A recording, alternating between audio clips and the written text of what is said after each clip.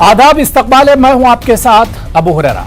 अफगानिस्तान में तालिबान के कब्जे के बाद पूरी दुनिया की नजरें अफगानिस्तान पर टिकी है, क्योंकि अफगानिस्तान हिंदुस्तान का पड़ोसी मुल्क है। इसलिए अफगानिस्तान के हालात पर हिंदुस्तान का फिक्रमंद होना लाजमी है। हिंदुस्तानी सरकार भी अफगानिस्तान के मौजूदा हालात और तालिबान की हर हरकत पर नजर बनाए हुए है। अब अहम सवाल यह है कि जिस अफगानिस्तान में हिंदुस्तान की सरकार ने काफी तरक्याती काम किए हैं, जहां हिंदुस्तानी सरकार ने करोड़ों डॉलर्स खर्च किए हैं, इस अफगानिस्तान को लेकर अब हिंदुस्तान का मौकिफ क्या होगा? क्या हिंदुस्तानी सरकार तालिबान को कबूल करेगी? और इसके अलावा अहम सवाल यह भी उठता है कि हिंदुस्तान की अब फॉरेन पॉलिसी क्या होगी अफगानिस्तान को लेकर, तालिबान को लेकर हिंदुस्तान का रुख क्या कुछ होगा? इन्हीं तमाम सवालों को हम समझने की कोशिश करेंगे। बहुत खास मेहमान मेरे साथ जुड़े हुए हैं, क्योंकि हिंदुस्तान में तालिबान के बदले हुए तेवर से बहुत से लोग उम्मीद लगाए भी बैठे हुए हैं।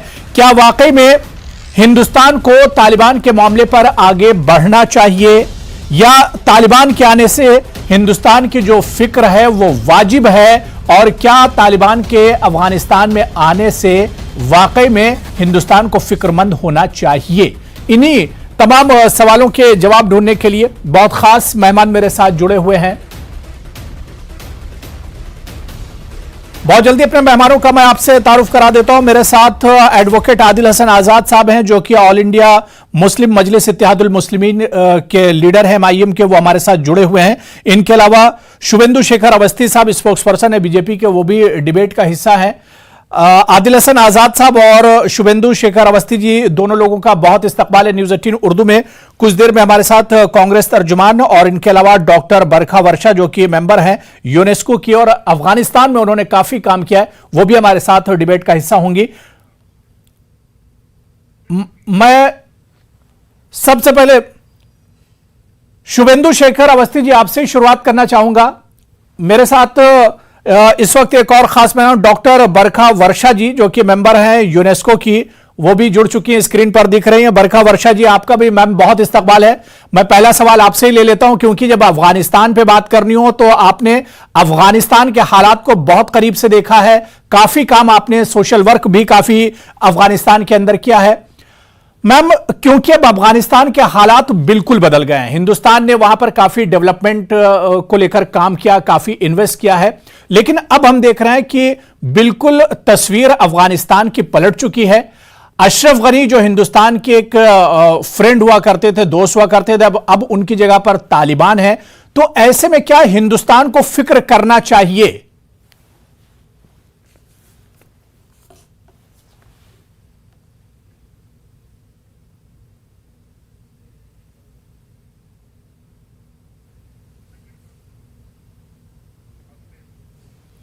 बरखा जी, आपकी आवाज मुझ तक नहीं आ रही, मुझे आप सुन पा रही मैम? जी, अब आपकी आवाज आ गई, कंटिन्यू कीजिए जी। मैं ये कहती हूँ कि अफगानिस्तान और अफगानिस्तान के लिए वाकई फिक्रमंद होना ही चाहिए। हिंदुस्तान और अफगानिस्तान की दोस्ती सारी दुनिया में मशहूर भी है, और आप समझिए अफगानिस्तान जितना एक तरह से वार जोन में रहा है हमेशा से, और इंडिया इतना पीसफुल कंट्री, और इंडिया ने हर हाल में हर तरह से अफगानिस्तान को सपोर्ट किया है, चाहे वो उनकी पार्लियामेंट के लिए वहां रोड बनाई है, वहां हॉस्पिटल्स बनवाए हैं। मेरा खुद का NGO पिछले 4 साल से वहां पे काम कर रहा था, लोगों के गरीब बच्चों की एजुकेशन के लिए, वुमेन एजुकेशन के लिए। तो इस माहौल में अभी जो वहां पे अफरा तफरी, बेचैनी और लोगों में जो खौफ है, उस वीडियोस और तमाम, मैं तो यही एक रिक्वेस्ट करूंगी कि इंडियन गवर्नमेंट को हर हाल में, जैसे मुसीबत में कभी भी दोस्ती का हाथ नहीं छोड़ना चाहिए, इस समय तो बिल्कुल भी इंडिया को उसके साथ स्टैंड करना चाहिए। बिल्कुल। मैं शुभेंदु शेखर अवस्थी जी आपके पास आना चाहूंगा, क्योंकि बरखा वर्षा जी की आवाज भी बहुत क्लियर हम तक नहीं आ रही, लेकिन उन्होंने जो बातें कही, क्योंकि उन्होंने अफगानिस्तान को बहुत करीब से देखा है, काफी काम अफगानियों के लिए और अफगानिस्तान के लिए उन्होंने किया है, और यही मिशन वज़ीर-ए-आज़म नरेंद्र मोदी का भी था, हिंदुस्तानी सरकार का भी यही मिशन था, वहां पर काफी काम किया। जिस तरह से बरखा जी बता रहे थे कि हॉस्पिटल वहां पर बनवाए हैं, खुद पार्लियामेंट की बिल्डिंग हिंदुस्तानी सरकार ने वहां पर बनवाई है, बहुत मशहूर जो डैम है अफगानिस्तान का उसे हिंदुस्तान के खर्च पर बनाया गया है। मैं शुभेंदु शेखर अवस्थी जी, क्या वाकई में जो बात यहां पर बरखा वर्षा जी कर रही थी कि ऐसे मुश्किल वक्त में अफगानिस्तानियों को तनहा नहीं छोड़ना चाहिए हिंदुस्तान को? अलग अलग है। पहला बात, अफगानिस्तानियों को तनहा नहीं छोड़ना चाहिए, तो अफगानिस्तान में जिनकी सरकार है उसकी बात कर रहे हैं या जो लोग वहां पे हैं उसकी बात कर रहे हैं? अब तालिबान किस तरीके से आगे का अपना सिस्टम खड़ा कर रहा है, किस तरीके से स्टेटमेंट दे रहा है, इसका स्टेटमेंट आया था कि जो हिंदू लोग हैं, जो इंडियन लोग हैं, जो सिख लोग हैं और जो अफगानिस्तान में हैं उनको कोई डरना नहीं चाहिए। अब ये सब चीजों के ऊपर भारत सरकार स्टडी कर रही है। हम हमेशा बड़े शांतिप्रिय लोग रहे हैं और हमने हमेशा जहां पे डेमोक्रेसी है, जहां पे शांतिप्रिय लोग हैं जिनके साथ हम व्यवहार बनाते हैं, हमारा जो सिद्धांत है कि हम सब लोगों के साथ रहते हैं और उनके विकास के लिए काम करते हैं, तो हमने इसी तरीके से अफगानिस्तान में भी किया था और कर रहे थे। अब क्योंकि सरकार बदली है और जिन लोगों ने सरकार को संभाला है उन्होंने बंदूक और गोले के माध्यम से सरकार को कब्जा किया है, इस पर पूरा जो विश्व है वो किस तरीके से रिएक्ट करेगा अगले 2-4-10 दिन में क्लियरिटी आएगी। उसके बाद भारत सरकार अपने किस तरीके से आगे करेगा, क्या काम करेगा, उस पर विचार होगा। आज की तारीख में कुछ भी इस तरीके से बताना, हो सकता है कि कल को तालिबान साहब लोग कहें कि आपने जो काम चालू किए हैं उसको आप कंटिन्यू करिए, सरकार उस पर क्या विचार करती है, कैसे करती है, it will take little more time. बिल्कुल, मेरे साथ एक और खास मेहमान कांग्रेस के तर्जुमान सुलेमान मोहम्मद खान साहब भी डिबेट में जुड़ चुके हैं। सुलेमान साहब, आपका भी बहुत इस्तकबाल है न्यूज़ 18 उर्दू में। मैं आदिल हसन आजाद साहब आपके पास आना चाहूंगा। आदिल हसन साहब, हिंदुस्तान में हम देख रहे हैं कि एक कंफ्यूजन है अफगानिस्तान को लेकर, और तालिबान के आने के बाद जिस तरह से तालिबान की एंट्री हुई है, अब हिंदुस्तान में कंफ्यूजन देखा जा रहा है। हिंदुस्तान भी कहीं ना कहीं एक तरह से बढ़ता हुआ नजर आ रहा है, बल्कि कुछ लोगों का मानना है कि तालिबान के तेवर बदले हुए हैं। 2000 से पहले वाले जो तालिबान थे उनमें और 2021 के जो तालिबान हैं उनमें बहुत बड़ा बदलाव है। तो ऐसे में कुछ लोग तालिबान से उम्मीद लगाए भी बैठे हुए हैं। जहां तक हमारे लीडर बैरिस्टर असदुद्दीन ओवैसी साहब का सवाल है, आपने देखा होगा 3 मार्च 2013 को पार्लियामेंट में उन्होंने कहा कि तालिबान एक फोर्स है, आप बातचीत जारी रखिए। उसके 7 साल में मोदी गवर्नमेंट आई। 2015 में फरवरी में हमने पार्लियामेंट में कहा बाजाब्ते वजीर दाखिला को कि इस पर बात कीजिए, फॉरेन मिनिस्टर को बोला बात कीजिए। उसके बाद 2018 में भी पार्लियामेंट में कहा, 19 में भी 2 फरवरी को कहा, फिर 9 दिसंबर को भी पार्लियामेंट में कहा कि आप बात कीजिए, आप बैक चैनल बात कीजिए, आप नेगोशिएशन कीजिए। तालिबान भी एक उभरता हुआ फोर्स है, ये एक लीडर नहीं कर रहा है, डिप्लोमेटिक जो जर्नलिस्ट है, जो फॉरेन अफेयर्स पे जो बातचीत करते हैं, जो डिफेंस पे बात करते हैं, उन्होंने कहा था। ये पूरी दुनिया जान रही थी, लेकिन मोदी जी सोए हुए थे, क्योंकि मोदी जी की नींद लेट में खुलती है। हर कुछ मामले में ये पीछे रहते हैं। इंडिया का $3 बिलियन इन्वेस्टमेंट है पाकिस्तान में। छाबार पोर्ट है जो इस ईरान का जो रास्ता है वो बहुत ही स्ट्रेटेजिकली बहुत ही इंपॉर्टेंट इशू है, लेकिन समझ में इस भारत सरकार ने वहां पर लोकसभा, वहां का पार्लियामेंट बनाया है, वहां के रोड बनाए हैं, वहां के हॉस्पिटल बनाया है, वहां को रिहेबिलिटेट करने के लिए भारत ने बहुत कुछ किया है। उसी तरह आप देखे होंगे अफगानिस्तान के बहुत ज्यादा लोग, इवन वहां के एक्स प्रेसिडेंट हामिद करजई साहब, ये बहुत बड़ी आबादी हिंदुस्तान में इलाज आके कराती है, यहाँ का हेल्थ सेक्टर उसको मदद करता है। लेकिन इतना बड़ा जो आज तालिबान जो एक फैक्टर बना है, तो सरकार को कहीं ना कहीं इस पे एक्टिव रोल अदा करके आप डिप्लोमेटिक रिलेशन रखिए नहीं रखिए आपकी मर्जी है, लेकिन एक बातचीत तो होना चाहिए। वहां पर बहुत ही हिंदुस्तानी है, वहां पर आपके सफीर थे, वहां पे आपके लोग थे, उनके लिए अफगान के बच्चे जेएनयू हो, पूना हो या दूसरे यूनिवर्सिटी में पढ़ रहे हैं, एक तो बातचीत करना पड़ेगा ना सरकार को। लेकिन सरकार सोए रहेगी तो क्या होगा? $3 बिलियन का इन्वेस्टमेंट है सरकार भारत का, तो वो बहुत बड़ा इन्वेस्टमेंट होता है ना, किसी की निजी संपत्ति नहीं है। और आप सोचिए उसको अगर जवाब दे रहे हैं आदिल जी, आदिल हसन आजाद साहब, शुभेंदु जी आपका जवाब दे रहे हैं, शुभेंदु शेखर अवस्थी जी। स्ट्रेटेजिकली हम लोग को अलर्ट रहना पड़ेगा और बहुत ही ठीक है, टेंशन रखना पड़ेगा। ये मोदी जी को आदिल जी सुन लीजिए, आपके सवाल का जवाब दे रहे हैं शुभेंदु जी। जी आप तो ऐसा आदिल साहब ऐसा जवाब दे रहे हो कि हमारे को भारत की सरकार को तालिबानों से कांटेक्ट करना चाहिए, और आपके जो ओवैसी साहब हैं वो लगातार ये कहते आ रहे हैं, आपने बताया अभी। आप तो ये भी कह सकते हो कि आईएस से, अरे सुनिए तो, आप तो ये भी सुनिए, मेरी बात पूरी सुन लीजिए। कंधार में आप छोड़े थे, आप फॉरेन मिनिस्टर अजहर मसूद को छोड़े थे, भाजपा ही बोल नहीं सकते हैं कुछ। अरे साहब मेरी बात सुनिए, आप कि आईएस से भी बात करना। अरे भाई अजहर मसूद को जाके भाजपा छोड़ा था, कौन दुनिया जानती है अजहर मसूद को जसवंत सिंह जाके छोड़े थे? क्या अरे कंधार में कौन जाके छोड़ा था? अरे कंधार में कौन जाके छोड़ा था? आदिल साहब भूल गए क्या? कंधार में जाकर भूल गए क्या?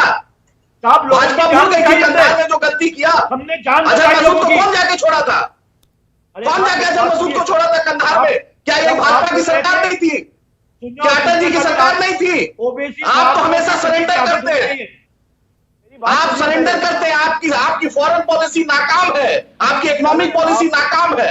आप अपनी गलती नहीं मानते हैं, साहब आपको आप मशवरा नहीं करते हैं, आपको बोलना है, आपको ये भी कहना आप मशवरा नहीं करते हैं। ठीक है, आदिल हसन आजाद जी, आदिल साहब सुन लीजिए, शुभेंदु जी जो बात कहना चाह रहे हैं सुन लीजिए, उसके बाद फिर अपना जवाब दीजिएगा। मैं मौका दूंगा।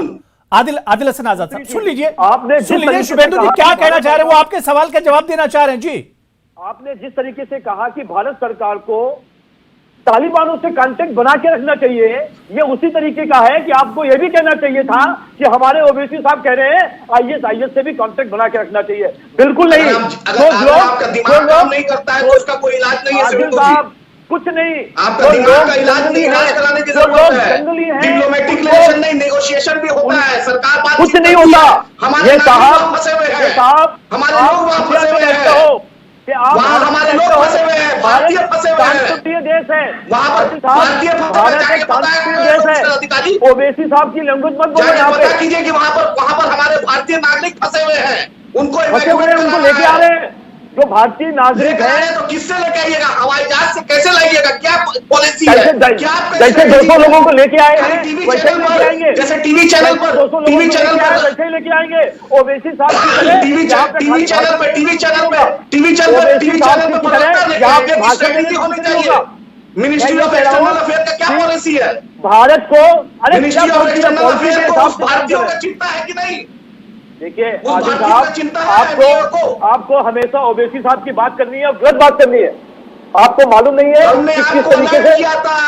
हमने अरे साहब मॉस्को में अमेरिका भारत तालिबान कनेक्शन करके रखेगा नहीं है। जिस ट्रम्प से आप गले लगा रहे थे, ट्रम्प की बात करनी होगी ना, जब ट्रम्प की बात करनी होगी तो करेंगे। नमस्ते ट्रम्प। आज ठीक है, मैं आदिल हसन आजाद जी आ रहा हूँ, आदिल हसन मैं आ रहा हूँ, आदिल जी मैं आ रहा हूँ। शुभेंदु शेखर जी, अब सवाल ये उठ रहा है, आपने कहा कि हम तालिबान से सरकार बात नहीं करेगी, लेकिन जो सवाल यहां पर आदिल हसन आजाद ये एमआईएम उठा रहा है कि आखिर अब हमारी फॉरेन पॉलिसी क्या होगी तालिबान को लेकर। अगर वो सरकार में आते हैं, वो सत्ता में आते हैं, इख्तिदार में आते हैं, तो फिर उन्हें लेकर हमारी पॉलिसी क्या होगी? क्योंकि चीन पहले ही उनकी हिमायत कर चुका है, पाकिस्तान उनकी हिमायत में खड़ा है, तो हिंदुस्तान का स्टैंड क्या होगा? मैं वही जवाब देना चाहता हूं कि यदि पाकिस्तान और चीन, पाकिस्तान ने क्या कहा आप सुनिए, पाकिस्तान ने कहा इतने सालों की जो जंजीरें थी, उनकी गुलामी की जंजीरें, वो टूट गई हैं। अरे साहब, शरिया कानून वहां पे लागू है, लोगों को जला जला के मार रहे हैं, लोगों को, महिलाओं को जो उन्होंने नियम कानून बताए हैं। इस तरीके से भारत एक मॉडर्न कंट्री है, और मॉडर्न कंट्री को ओवैसी साहब और आदिल साहब के लोग उसको वापस शरिया कानून लाना चाहते हैं, और हम इसको अलाउ नहीं करेंगे। दूसरा, वहां पर यदि लोकतंत्र आएगा, वहां पे चाहे दोबारा चुनाव होगा, और तालिबान को क्या तेवर रहने वाले हैं, यदि वो पॉजिटिव बात करेंगे तो हम भी पॉजिटिव बात करेंगे। चलिए ठीक है, मैं दोबारा से आऊंगा। शुभेंदु जी, आपके सवाल का जवाब आदिल हसन आजाद जी देंगे, लेकिन आदिल जी, मैं आपके पास आने से पहले मेरे साथ डॉक्टर बरखा वर्षा जी दोबारा से जुड़ चुकी हैं, मैं उनसे बात कर लेता हूं। काफी वक्त उन्होंने अफगानिस्तान में गुजारा है, काफी सोशल वर्क किया उन्होंने। बरखा वर्षा जी, क्योंकि अब तालिबान का एक तरह से अफगानिस्तान पर कब्जा हो चुका है, लेकिन अहम सवाल यह कि तालिबान का नाम आते ही जहन में वही 2000 से पहले वाली चीजें जहन में आती हैं कि महिलाओं के ऊपर उनका जो जुल्म होता था, इसके अलावा वहां पर एजुकेशन को लेकर जिस तरह की पाबंदियां थी, बच्चियों को लेकर, शरिया कानून को लेकर जिस तरह के वहां पर कानून बनाए गए थे, तो तालिबान को लेकर एक जो जहन बना हुआ है, क्या कोई बदलाव आप देखती हैं? जो अभी का एटीट्यूड है तालिबान का, क्या उसमें किसी तरह का बदलाव आप देखती हैं? भी जो मैं अभी तक तस्वीरें देख रही हूँ और जो मैंने खुद एक्सपीरियंस भी किया है, बिल्कुल भी बदलाव नहीं है। वही पुराना रवैया, वही रूढ़िवादिता, वही पुरानी उनके तरीके, लोगों को जिस तरह से वो टॉर्चर कर रहे हैं। आप सबने भी आज देखा कैसे उन्होंने महिला जर्नलिस्ट को ऑफिस में आने से मना कर दिया, और तमाम वीडियोस मेरे पास आ रही हैं कि वो जहाँ पर वुमन से रिलेटेड था, कैसे उन्होंने वहां सारे बोर्ड पेंट कर दिए, दुकानों को बंद करा दिया गया। आजादी लोगों की बिल्कुल खत्म हो गई है, हालत बद से बदतर हो चुकी है। लोगों में खौफ इतना ज्यादा है, इतना हद से ज्यादा खौफ है, समझ नहीं पाए कि आगे क्या नहीं आ रहा है लोगों को, कि कैसे करेंगे इसको, इस खराब हालात से कैसे जूझेंगे। सारे लोग भारत की तरफ बड़ी उम्मीद से देख रहे हैं। मेरे पास कम से कम रोज 100 से 150 लोगों के वॉइस मैसेज कॉल्स आती है, और वो लोग एक ही बात कहते हैं, मैडम हमारे लिए कुछ कर दीजिए, हमारे लिए कुछ करिए। तो हम तो एक बात बोलते हैं, पॉलिटिक्स जाहिर सी बात है कि इस मुश्किल की घड़ी में हिंदुस्तान की तरफ भी अफगानिस्तान के लोग देख रहे हैं, बहुत बड़ी बात है। बरखा जी, ह्यूमैनिटी ग्राउंड पे, कम से कम ह्यूमैनिटी ग्राउंड पे हमें उनकी मदद करनी चाहिए। बरखा जी, एक सवाल जो बहुत इंपॉर्टेंट है कि तालिबान 2001 में अमेरिका ने उन्हें शिकस्त दे दी, उन्हें हरा दिया, लेकिन ये तालिबान इतने मजबूत कैसे हो गए इन 20 सालों में? अचानक वहां के जो प्रेसिडेंट हैं वो भी उस चीज को नहीं भाप पाते हैं, अमेरिका यहां तक उस चीज को पूरी तरह से नहीं समझ सका, इतने मजबूत कैसे हो गए ये तालिबान?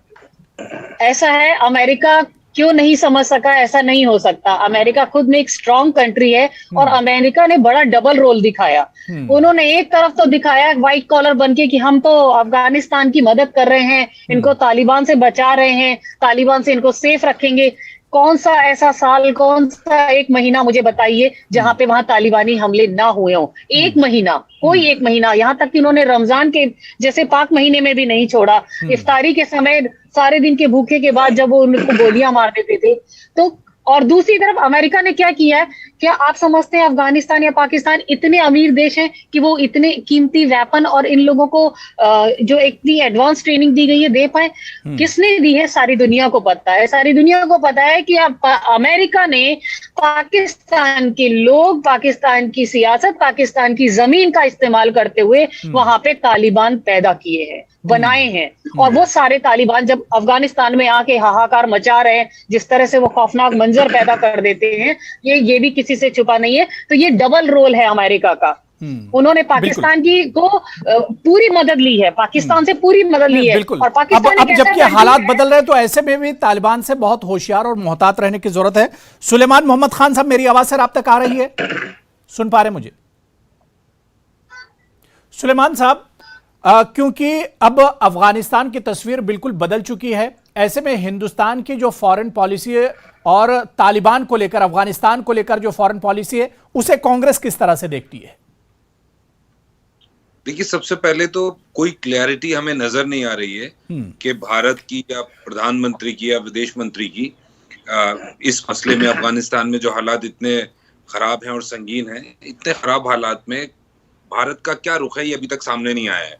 और इस वक्त जरूरत है कि एक बहुत मैच्योर पॉलिटिकल और डिप्लोमेटिक पॉलिसी और स्टैंड लेने की। क्या फॉरेन पॉलिसी है, किसी को नहीं मालूम।